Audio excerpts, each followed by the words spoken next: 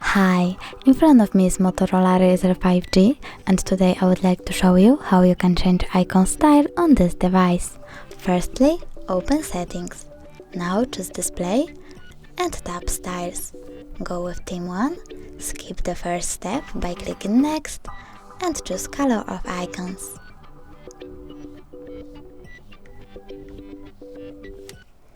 Click Next after each step. Pick shape of them and layout. Lastly, name your theme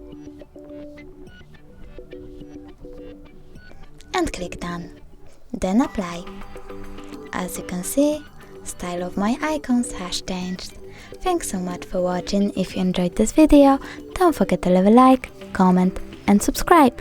Bye!